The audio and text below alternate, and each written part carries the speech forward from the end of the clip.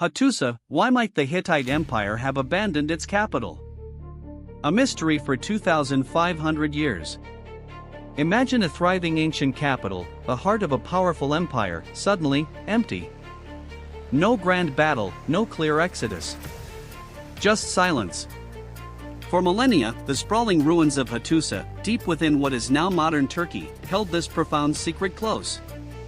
What force, what event, what subtle shift in the winds of fate could compel an entire civilization to simply walk away from its most vital center? The stones themselves whisper tales of grandeur, but also of a sudden, inexplicable departure.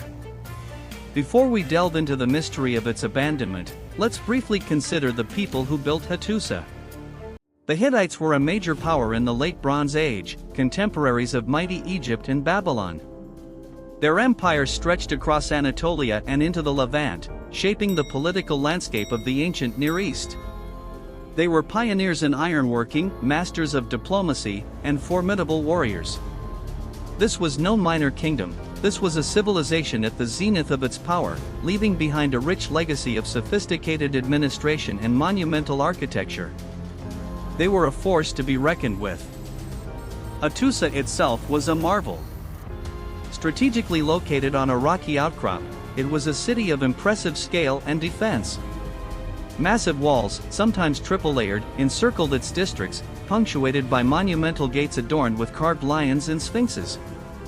Inside, grand temples, royal palaces, and sprawling administrative complexes spoke to its importance. A bustling center of trade, religion, and power, Hattusa was the beating heart of the Hittite world. It was a place designed to endure, a testament to the strength and ambition of its rulers. How could such a bastion simply fall quiet? Then, around 1200 BCE, something fundamental changed. The vibrant life of Hattusa dimmed, then ceased. The meticulous records, once filled with decrees and correspondence, abruptly stopped. Archaeological evidence suggests a rapid depopulation. Not a prolonged siege, not a gradual decline, but an eerie, almost immediate cessation of activity. Was it a strategic withdrawal? A hurried escape? Or did some cataclysmic event sweep through, leaving the city empty of its inhabitants, yet strangely intact in its structures? The abruptness of this silence is what truly baffles historians. The rediscovery of Hattusa in the 19th and 20th centuries offered the first real glimpse into this lost world. Archaeologists, meticulously sifting through layers of earth and stone, began to unearth not just buildings, but clues. Pottery shards, tools, and the remarkable cuneiform tablets, the royal archives, started to paint a picture. Yet, even with these treasures, the final chapter of Hattusa remained stubbornly elusive. The ruins revealed much about how the Hittites lived, but agonizingly little about why they left. Every artifact raises more questions than it answers.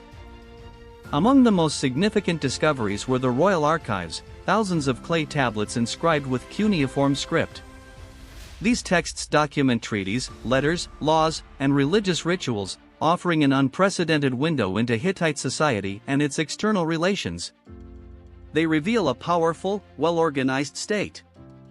Yet, as the empire neared its end, the tablets become less frequent, their messages more urgent. They speak of distant threats, internal struggles, and pleas for aid.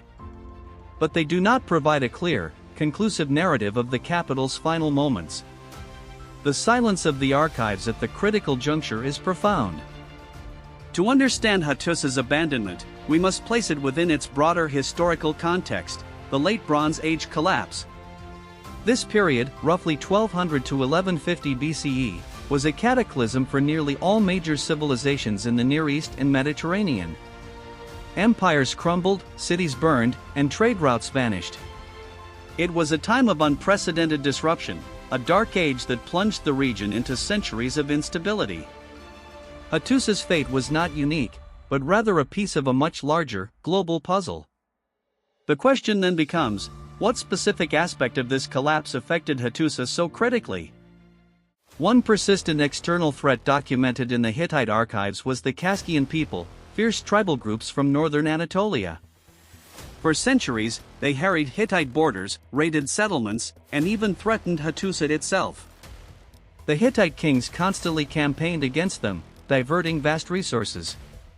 Could these relentless incursions have finally exhausted the empire? Perhaps a decisive Kaskian assault, or a series of devastating raids, weakened the capital beyond recovery, forcing its inhabitants to flee. The constant pressure of these northern neighbors might have been a slow bleed, weakening the core. Further complicating matters was the mysterious phenomenon of the Sea Peoples. These maritime raiders, whose origins remain debated, swept across the eastern Mediterranean around the same time, devastating coastal cities and challenging the great empires, including Egypt. While Hattusa was inland, the disruption caused by the Sea Peoples to trade routes, supply chains, and allied kingdoms could have had profound ripple effects. Did their movements indirectly destabilize the Hittite heartland? Were the Hittite armies diverted to combat them, leaving the capital vulnerable? Their shadowy presence adds another layer to the puzzle. Beyond military threats, environmental factors likely played a critical role. Paleoclimate studies, analyzing ancient tree rings and sediment cores, suggest a severe and prolonged drought gripped Anatolia during the Late Bronze Age. Less rainfall meant reduced agricultural yields. For an empire reliant on its agricultural base to feed its large population and supply its armies, such a climatic shift would be catastrophic. The land itself turning against them. Could the lack of food, rather than an invading army, have been the ultimate force driving people from Hattusa? The signs are increasingly clear. A severe drought inevitably leads to famine. The Hittite texts themselves mention periods of scarcity, with kings appealing to foreign powers for grain. Imagine the capital city, once a hub of prosperity, struggling to feed its populace. Food riots, social unrest, and a desperate migration from the parched countryside into the city, only to find more hunger. Such conditions would quickly erode the social fabric, undermine central authority, and make maintaining a large urban center utterly unsustainable. The specter of starvation, a silent killer, could have emptied Hattusa more effectively than any army. Another grim possibility is the outbreak of widespread disease. Densely populated urban centers are breeding grounds for epidemics, especially when sanitation is poor and nutrition is lacking. The Hittite records, in fact, refer to several devastating plagues, some lasting for years. Could a final, exceptionally virulent plague have decimated the population of Hattusa, or driven the survivors away in terror? Such an event would leave few direct archaeological traces beyond mass graves, which are difficult to identify. The silent exodus, the abrupt halt to daily life, could well be the grim signature of a devastating pestilence. The intricate web of the Bronze Age economy was highly interdependent. Disruptions to trade routes, such as those caused by the Sea Peoples or internal conflicts, would have severely impacted the Hittite Empire. Access to vital resources like copper, tin, and especially luxury goods, was crucial for maintaining the empire's prestige and military. If the flow of these goods ceased, or if the empire could no longer afford them, its economic foundations would crumble. An economic collapse could lead to widespread unemployment, social unrest, and ultimately, the inability to sustain a large capital city. Hattusa's lifeline might have been severed. While external threats and environmental woes are compelling, we must also consider internal factors.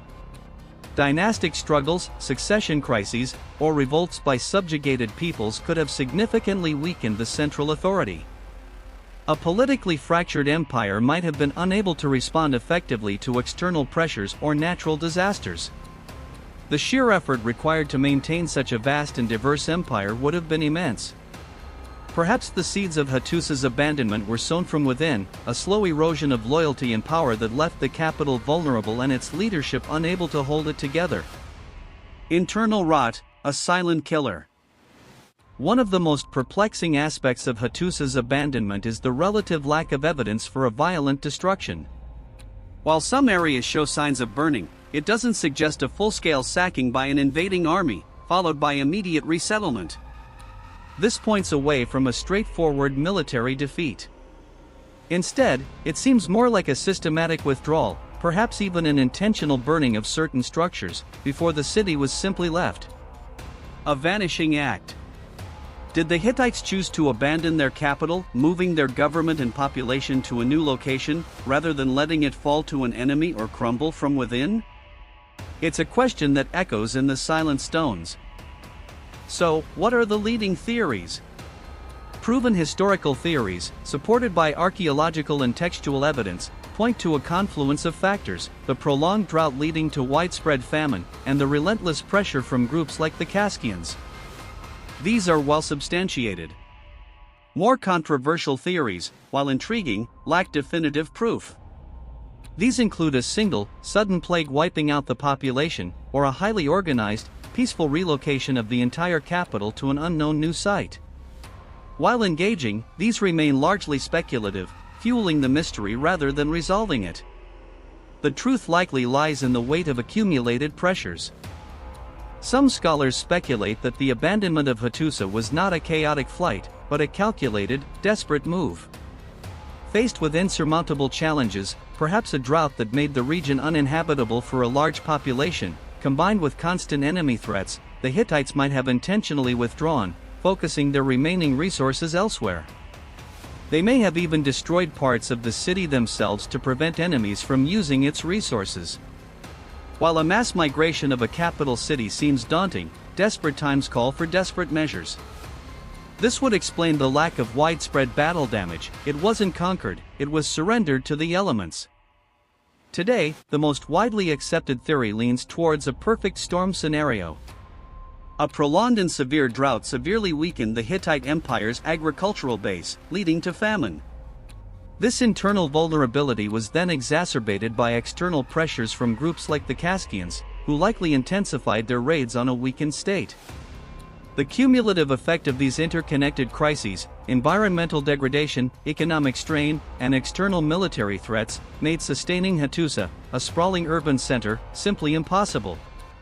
It wasn't one single blow, but a cascade of misfortunes that brought the capital to its knees, forcing its people to scatter.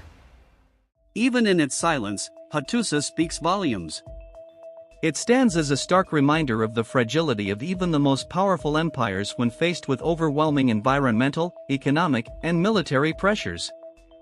The lessons from its abandonment resonate even today, offering insights into societal collapse and resilience. Its ruins, a UNESCO World Heritage Site, continue to yield secrets, challenging our understanding of ancient history and the complex interplay of forces that shape human civilization. The story of Hattusa is a poignant echo from a distant past, a warning and a wonder. Despite centuries of excavation and study, the full, definitive story of Hattusa's abandonment remains shrouded in an enduring mystery. We have strong theories, compelling evidence, and a broader understanding of the turbulent era, but the precise sequence of events, the final decisions, the exact fate of its last inhabitants, these details continue to elude us. Perhaps, the silence itself is the most profound answer, a testament to the fact that some historical events, no matter how monumental, leave only whispers for us to decipher. The enigmatic departure of a mighty empire from its heartland continues to captivate and challenge. Hattusa stands as a monument to human ambition and a testament to the forces that can bring even the grandest civilizations to their knees. Was it famine, invasion, or a combination of pressures that finally emptied its formidable walls? What do you think led to the mysterious abandonment of the Hittite capital? Share your thoughts and theories in the comments below. We love hearing your perspectives on these ancient enigmas. Don't forget to like this video and subscribe for more journeys into the untold stories of history.